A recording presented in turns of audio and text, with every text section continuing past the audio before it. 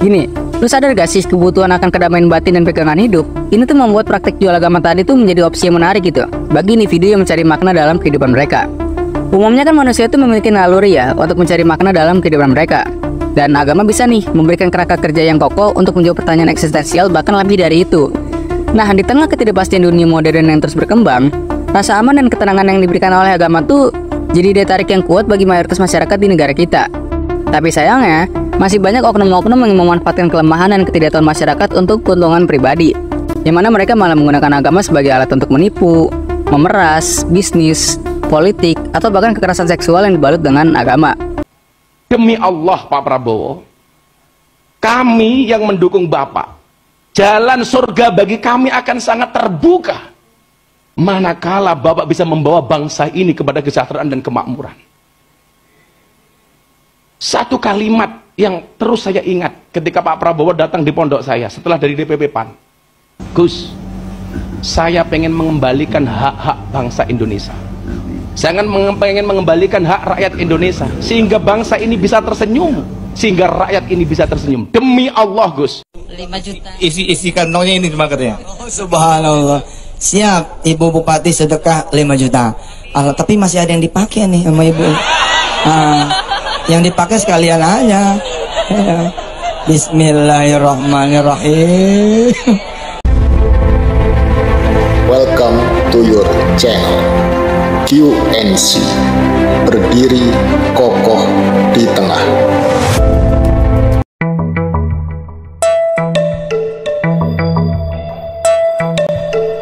Di negara kita, agama merupakan salah satu aspek penting dalam kehidupan masyarakat.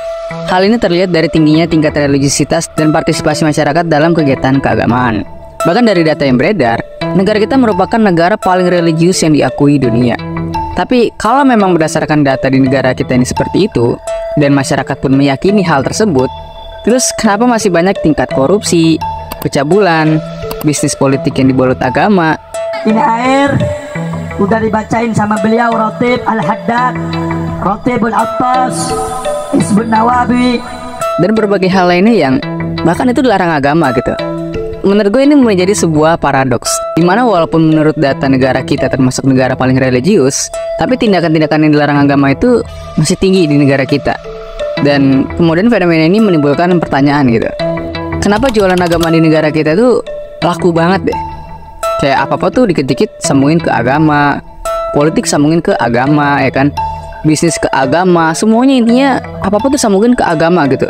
Nah, karena gue bukan pakar agama dan orang yang paling pintar tentang masalah ini, gue akan menjawab pertanyaan ini menggunakan skala rasionalitas. Dan skala ini akan terbagi menjadi 4 kategori.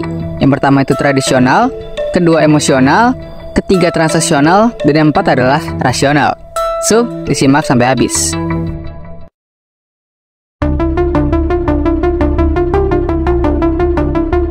Di zaman ini walaupun teknologi berkembang dengan pesat, tapi mayoritas masyarakat masih berpegang penuh sama nilai-nilai tradisional dan emosional. Sehingga kebanyakan masyarakat cenderung berpegang pada tradisi dan kebiasaan keagamaan tanpa mempertanyakan esensinya. Gue nggak bilang kalau agama itu jelek ya, tapi kenyataannya memang masih banyak orang yang menyalahgunakan kesakralan agama itu sendiri. Mulai dari kepentingan bisnis, politik, dan lain sebagainya yang kemudian ini tuh dijual dengan dibalut agama. Jadinya kan ya, mau nggak mau banyak orang yang percaya karena takut dosa dan lain sebagainya. Tradisi dan emosi seringkali menjadi pendorong utama dalam menjalani kehidupan keagamaan. Bagi sebagian besar masyarakat di negara kita, mempertahankan praktik keagamaan lama atau tradisional, ini tuh memberikan mereka kenyamanan dan keamanan batin yang signifikan. Ngerti nggak maksudnya? Contohnya gini deh, lu pernah nggak sih berada di suatu momen kesulitan yang bahkan lu pun udah putus asa sama apa yang terjadi? Nah disitu pasti kan lu berdoa dan meminta petunjuk ke Tuhan masing-masing kan? Karena pada dasarnya agama adalah tiang dari kehidupan untuk membantu lu dalam menyelesaikan hal-hal yang nggak bisa dijelasin pakai logika. Atau ya, agama itu bisa jadi pegangan buat hidup lo. Nah, harusnya ini yang benar. Tapi sayang orang tuh banyak yang menanggapi ini dengan cara yang salah. Gini, lu sadar gak sih kebutuhan akan kedamaian batin dan pegangan hidup? Ini tuh membuat praktek jual agama tadi tuh menjadi opsi yang menarik gitu bagi individu yang mencari makna dalam kehidupan mereka. Umumnya kan manusia itu memiliki naluri ya untuk mencari makna dalam kehidupan mereka. Dan agama bisa nih memberikan kerangka kerja yang kokoh untuk menjawab pertanyaan eksistensial, bahkan lebih dari itu. Nah, di tengah ketidakpastian dunia modern yang terus berkembang, rasa aman dan ketenangan yang diberikan oleh agama tuh jadi daya tarik yang kuat bagi mayoritas masyarakat di negara kita. Tapi sayangnya, masih banyak oknum-oknum yang memanfaatkan kelemahan dan ketidaktahuan masyarakat untuk keuntungan pribadi, yang mana mereka malah menggunakan agama sebagai alat untuk menipu, memeras, bisnis, politik, atau bahkan kekerasan seksual yang dibalut dengan agama. Di sini kalian pasti mikir lah ya, katanya negara yang paling religius, kok banyak hal begitu? Apakah oknum-oknum itu sadar menggunakan agama untuk keuntungan pribadi atau gimana, ya kan? Well, dari riset yang gue lakuin, oknum-oknum yang melakukan hal itu ada yang sadar dan ada juga nih yang nggak sadar kalau dia emang nipu. Untuk orang yang sadar menipu, ya kalian pasti udah tahu lah ya, emang niatnya nipu gitu dengan menggunakan agama di balik layarnya. Dan untuk oknum yang nggak sadar kalau dia emang nipu, kita semua mungkin sepakat lah ya, kalau memang mau gimana pun, ya dia memang niatnya untuk nipu. Tapi kalau oknum-oknum yang nggak sadar yang dilakukan itu menipu, analoginya tuh gini, mungkin udah nggak asing lah ya sama dunia sulap. Nah di dunia sulap ini tuh semua ada ilmu dan tekniknya, mulai dari kelincahan tangan, memainkan psikologi para penonton, hipnotis, dan cara lainnya supaya penonton tuh beranggapan kalau itu seolah-olah benar terjadi dan nyata. Nah, di situ penonton dibagi jadi dua bagian, yaitu penonton yang nggak percaya dan penonton yang udah tahu kalau semua itu ya memang trik doang gitu. Bahkan di era sekarang banyak pesulap cenderung memberitahu trik-triknya. Kayak dulu tuh ada kan acara TV yang suka ngebongkar trik-trik sulap, yang pesulapnya itu pakai topeng. Lu pasti ingat lah. Nah hubungannya dengan orang-orang yang nggak sadar kalau mereka nipu lewat agama tuh gini. Contohnya orang-orang yang suka jualan lewat metode pengobatan atau kesaktian dan mereka menyebut hal tersebut kelebihan yang diberikan sama Tuhan. Dan kemudian itu dijual. Bahkan yang gue tahu, peminatnya itu bukan cuma dari kalangan biasa aja. Bahkan orang sekolah tinggi pun sampai ikut percaya juga. Nah padahal faktanya, di dunia sains atau dunia sulap gitu ya, memang trik sulap itu ngebuat mereka jadi nggak sadar kalau yang dilakuin itu ya cuma trik doang atau manipulasi belaka. Tapi di sini gue tegasin ya, bahwa emang gak semua orang yang katanya punya kesaktian atau pengobatan melakukan hal ini. Yang tadi gue jelasin cuma contoh aja dari beberapa kasus yang viral belakangan ini. Kenapa hal ini bisa terjadi dan kenapa masyarakat percaya sama hal ini? Ya kalau gue jawab dengan fundamental yang paling dasar, jawabannya karena masyarakat banyak yang kurang literasi dan sangat percaya dengan hal ini. Berdasarkan studi kasus tentang kisah nyata yang gue alamin, terkadang di era teknologi sekarang yang walaupun udah memadai dan literasi pun udah banyak tersebar, ini tuh percuma gitu kalau di lingkungannya masih melakukan hal yang sama. Jadi kayak mau nggak mau tuh harus ikut aja gitu, entah disuruh orang tua atau bahkan paksaan yang rentan terhadap manipulasi semacam ini. Kalau dianalogikan tuh ibaratnya gini, bayangin lu sekarang disuruh masuk pesantren sama ibu lu, karena ibu lu bisa dibilang orang yang agamis banget. Terus pesantren itu sangat terkenal, dan di situ lu udah dijamin sukses, ahli agama, dan sebagainya. Tapi ketika lu masuk pesantren itu, ternyata di situ lu udah ngalamin hal-hal yang janggal. Kayak misalnya walaupun ilmu agama lu belum tinggi, tapi ya lu pun tahu gitu kalau hal tersebut udah melenceng. Tapi karena lu takut sama apa yang nantinya bakal terjadi, akhirnya di situ lu memilih untuk diam, walaupun ya lu sadar bahwa yang mereka lakuin itu sebenarnya salah.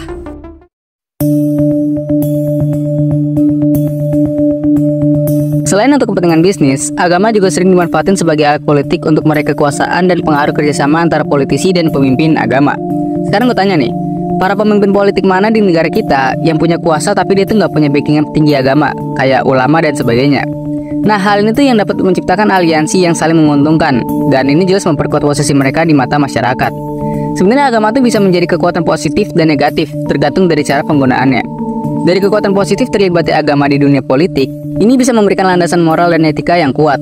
Karena prinsip-prinsip agama yang mengajarkan nilai-nilai keadilan, persamaan, dan kesejahteraan, ini bisa jadi salah satu faktor bagi para politisi untuk mengambil keputusan yang berpihak pada kepentingan rakyat. Dan mungkin harapannya keterlibatan agama di dalam dunia politik bagi masyarakat itu ya bisa jadi aman, tentram, sejahtera, atau bagi pemimpin mungkin bisa jadi tameng untuk tidak melakukan tindakan korupsi dan sebagainya. Ngerti nggak? Jadi fungsi agama itu sebagai penengah dan memberikan ikatan moral dan etika.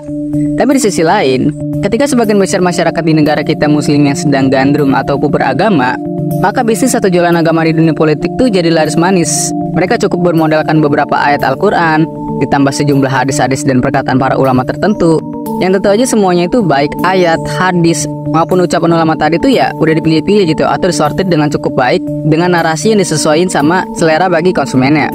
Dengan membubuhkan teks-teks sakral agamis tadi, maka ada kelihatan suci karena mendapatkan legitimasi teologis, atau simpelnya stempel ketuhanan. Itulah yang terjadi saat ini dan juga masa-masa yang lalu, di mana kaum muslimin rela berbondong-bondong menjadi pengikut setia para kapitalis agama yang ngejual agama untuk kepentingan material ekonomi dan politik kekuasaan. Karena di era kapitalisme agama merupakan senjata untuk mendapatkan keuntungan untuk politik. Sebenarnya nggak salah potongan ayat yang dikasih, tapi kadang mereka tuh salah tafsirkan makna dari ayat tersebut. Jadi anjuran agamanya gimana, tapi dikasihnya itu berbeda sesuai selera pendukungnya.